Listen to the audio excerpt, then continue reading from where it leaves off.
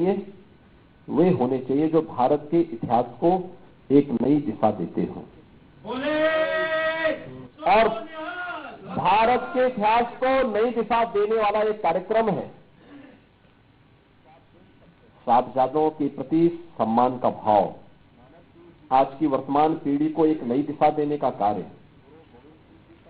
आज की हमारी पीढ़ी, युवा पीढ़ी देश और धर्म के बारे में जान सके, अपने सच्चे इतिहास को पहचान सके, सिख गुरुओं के योगदान का स्मरण कर सके, उनके प्रति सम्मान का भाव भी पैदा कर सके। कि कार्यक्रम करके हम सिख पंथ पर कोई उपकार नहीं कर रहे हैं, क्योंकि सिख पंथ उपकार की चीज ही नहीं है, ये तो पुरुषार्थ से बना है, गुरु के आशीर्वाद से आगे बढ़ा है। निरंतर जूझते हुए विपरीत परिस्थितियों का सामना करते हुए हम देश में, दुनिया में जहां कहीं जाते हैं पूरे गर्व के साथ, पूरे गौरव के साथ अपनी सिखी को बचाते हुए एक सिख जब कार्य करता है हम सबको गौरव की अनुभूति होती है।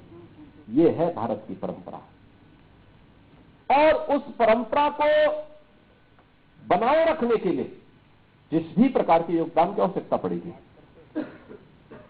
ये हम सब करेंगे, सरकार करेगी, सरकार उसमें आपके साथ में है, कहीं उसमें कोई संकोच ही नहीं होना चाहिए। एक दिन मैंने रात्रि में ऐसे ही परविंदर को फोन किया 10 बजे, ऐसे ही मैंने कहा कि मुझे यहाँ के कुछ ग्रंथियों के साथ बातचीत करनी है, क्या आ सकते हैं? उन्होंने कहा अगले 15 मिनट में। मैं सोचता था कि लगता है मेरा पूरा रात खराब करेंगे, और मैं अनिश्चित बैठा था। तब तक मुझे जानकारी मिली के साथ बाहर जो है 12-15 सभी जो हमारे यहाँ के पूज्य ग्रंथी हैं अलग अलग गुरुद्वारों के रात्रि में आ चुके थे। तब तक मैंने कहा ये होता ही प्रतिबद्धता है, यानी 10 मिनट पहले मैं जानकारी देता हूं और अगले 10 मिनट में वे सभी एकत्र होकर के मुख्यमंत्री आवास पर उपस्थित हो जाते हैं। ये है प्रतिबद्धता, और वो प्रतिबद्धता हम सब के लिए अत्यंत महत्वपूर्ण है। जो बात यहां पर कही गई कि गोविंद सिंह जी के 4 साहबजादों को पाठ्यक्रम में स्थान देना है, ये हमारे लिए बहुत महत्वपूर्ण है। इसलिए महत्वपूर्ण है आज की हमारी पीढ़ी देश और धर्म के बारे में सही जानकारी ले सके। 7 साल 9 साल क्या उम्र होती है? एक भी तो बालिग नहीं था आज की दृष्टि अगर आप देखेंगे, लेकिन देश और धर्म के लिए लड़ रहे हैं। न दहनम न पलायनम की बात उन्होंने जो भगवान कृष्ण 5000 वर्ष पहले कहे थे, उस समय भी वह दृश्य अगर हमें देखना है, गुरु तेग बहादुर जी महाराज, गुरु गोविंद सिंह जी महाराज, गुरु गोविंद सिंह जी महाराज के 4 साहबजादों के अंदर इस बात को देखने को मिलता है। मैं भी देख रहा था, अभी हम लोग काशी में गए थे। काशी में प्रधानमंत्री जी ने काशी विश्वनाथ धाम का भव्य उद्घाटन किया। मैं काशी विश्वनाथ धाम के उद्घाटन के समय हम लोगों ने देखा वहां पर कि काशी विश्वनाथ मंदिर को स्वर्ण मंडित किसने किया, तो नाम आया महाराजा रणजीत सिंह ने।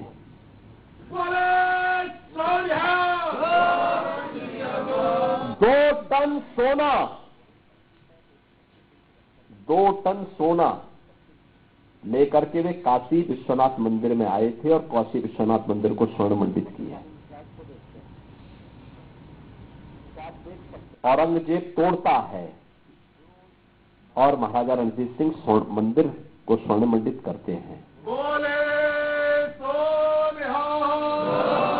अब ये तो दृष्टि है, हम औरंगजेब को सम्मान देंगे या महाराजा रणजीत सिंह को सम्मान देंगे?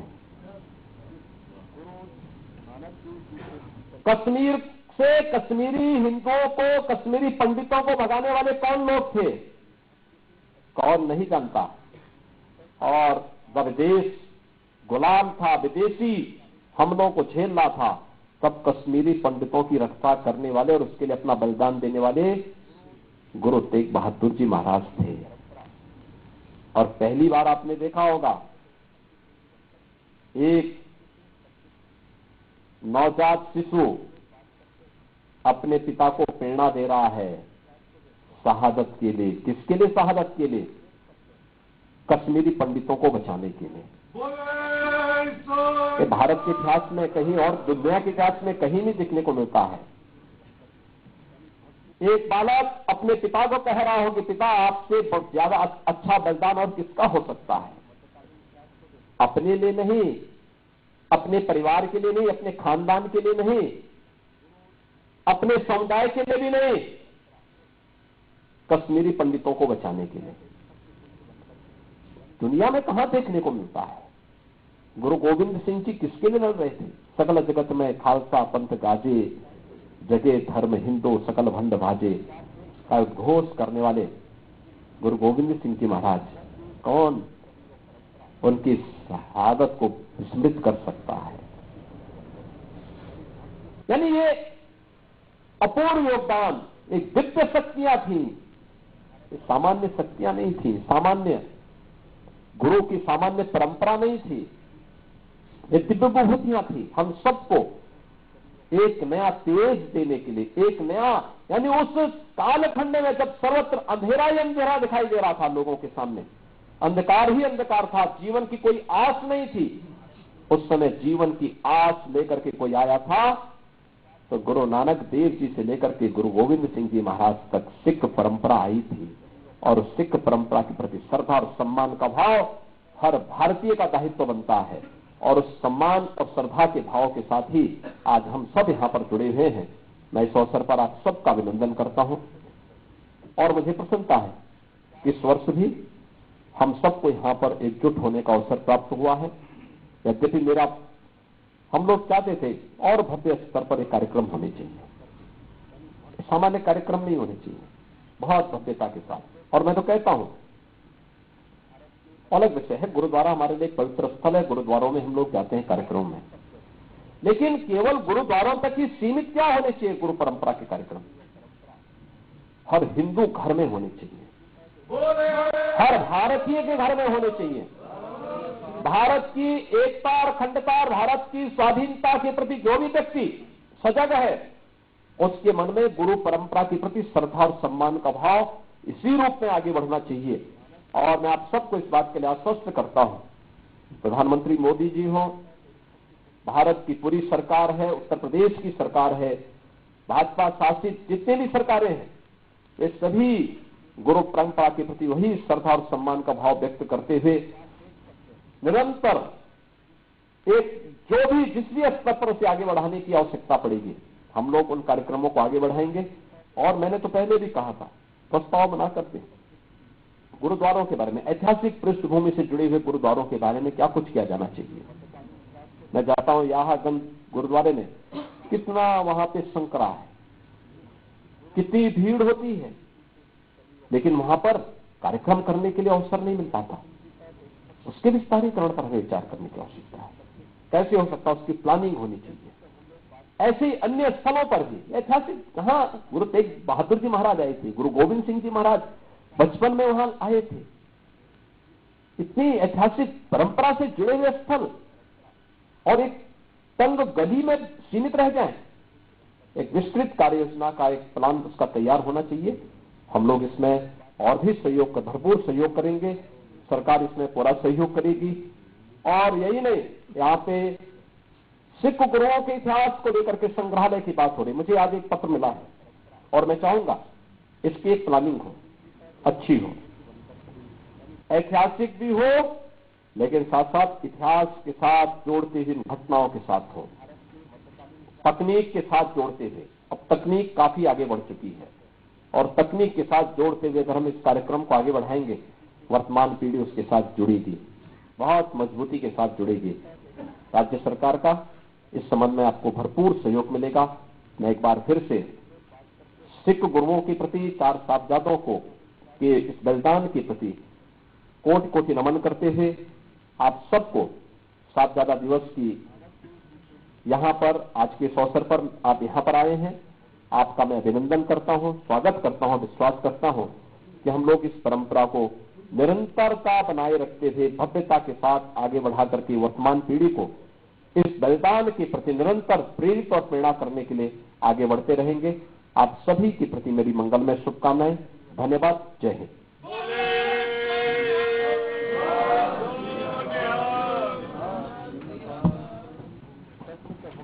वाहिगुरु जी का खालसा, वाहिगुरु जी की फतेह।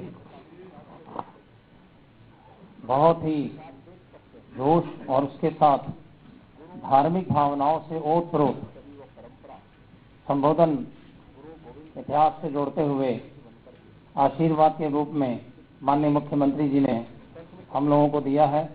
मैं पुनः एक बार बहुत बहुत धन्यवाद करता हूं। और जो भी इनके आदेश हुए हैं नई तकनीक के साथ मैं बताना चाहूंगा माननीय मुख्यमंत्री जी को, एक विरासत खालसा अनंतपुर शहर में 120 एकड़ में बना है। हमने वो पुतले तो सुने थे, मोम के पुतले कहीं विदेशों में लगते हैं, यहाँ पर वो मोम के पुतले एक्शन में करते हैं और बोलते हैं। उस सारी शहादत को उन्होंने प्रैक्टिकल रूप में वहां पर बनाया हुआ है। तो ये थोड़ी सी फोटो मैंने वहीं की आपको दी थी। इस तरीके से अगर एक प्रोजेक्ट बन जाए तो आने वाली इतिहास, आने वाली पीढ़ियां जहां उस इतिहास को देखेंगी वहां आपको भी याद करेंगी। और ये जो साहिबजादा दिवस की आपने घोषणा की है, ये साहिबजादा दिवस की घोषणा न करके मनाया है।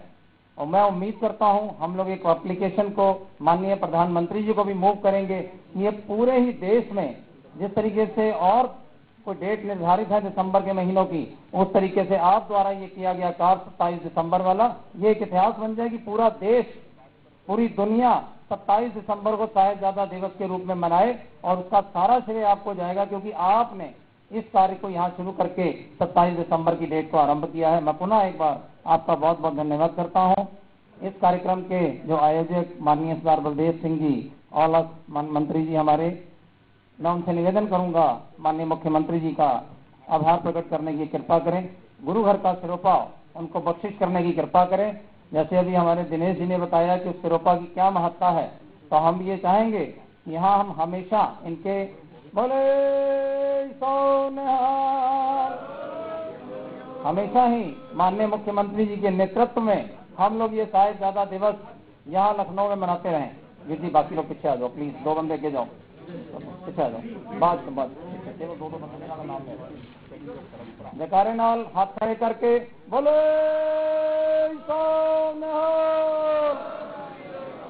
सरदार परविंदर सिंह जी सदस्य अल्पसंख्यक आयोग, उनके साथ राजेंद्र सिंह जी बग्गा, सरदार बलजीत सिंह जी, मैं जिनका नाम लूं कृपया केवल वही आगे पढ़ें ताकि एक डिसिप्लिन के साथ सारे काम हो सके। सरदार बलजीत सिंह जी, सरदार राजेंद्र सिंह जी बग्गा जी, सरदार परविंदर सिंह जी सदस्य उत्तर प्रदेश अल्पसंख्यक आयोग।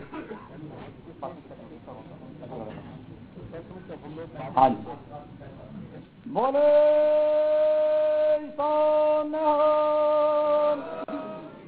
मैं निवेदन करूंगा सरदार शरदजीत सिंह जी, मैडम जितेंद्र कौर वालिया जी, कानपुर के प्रधान सरदार हरविंदर सिंह जी लॉर्ड कृपया आ जाएं। सरदार शरदजीत सिंह जी प्रबंधक अवध कॉलेज, जिनके संरक्षण में आज पीछे भी अभी 2 दिन पहले भी इनके स्कूल में गुरु तेग बहादुर जी की प्रतियोगिता करवाई गई है और बहुत सारे धार्मिक कार्यों में शामिल रहते हैं। तो मैं इनके साथ निवेदन करूंगा सरदार हरविंदर सिंह जी लॉर्ड।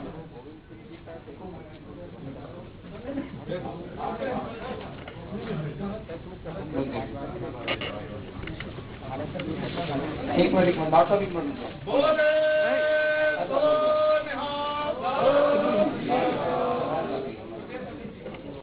हरे कृष्ण।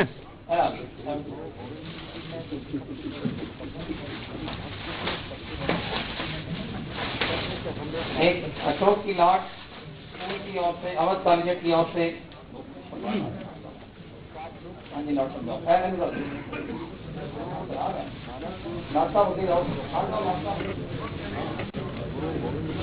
हरविंदर सिंह लॉर्ड, मैं व्यक्ति कराऊंगा थोड़ा आगे करके नाम की फोटो हो गई है वो बैठ जाए ट्रैक के पास करके बोले सोनिहाल। अब मैं निवेदन करूंगा माननीय उप मुख्यमंत्री जी के स्वागत करने के लिए